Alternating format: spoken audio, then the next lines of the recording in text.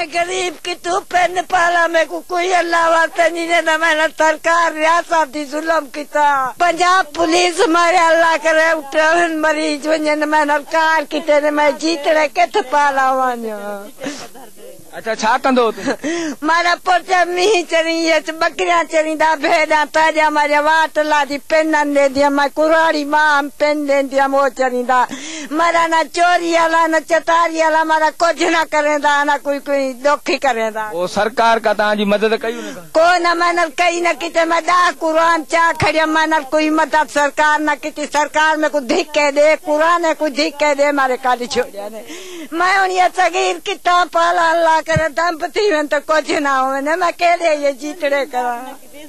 अच्छा यो बुधा तुझो छा थे? अब हमारा पुट हा तुझो पुट छा कंदो? हमारा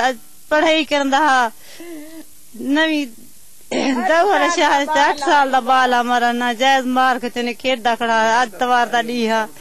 छुट्टी है अब हमारा जी कोई शाय न थी कई शाय न थी सारी कहीं ना दल की थी सारी नाक नजल घर बैठे मरीज के सीधे जीतरे कोई सटने सारे। हम यो बुधा त तुझो छा मुर्स हो जको मार? हां मुझे मुर्स होए ना पंजाब वाली पुलिस इथे अची वई मुझे मुर्स मारे छडियो ने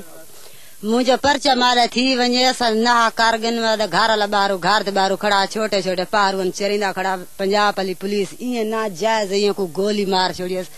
मैं बेवाह थी गया मेरे छोटे छोटे बालन मैं केरे करा कोई मेरा वही वाई कोनी मेरा मेहनत मजूरी वाला कोई कोनी मैं पेन मांगनी छोटे छोटे बच्चे टुकर कभी नहीं हमारी कोई अदालत वहां कर क्या हाल है पे असा गरीब मानू आसे असा कोई डकेट आसे कोई धड़ेल आसे असा गरीब मानू आसे पे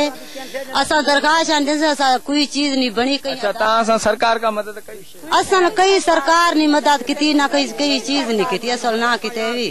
असल कई शाय नहीं थी सारी FIR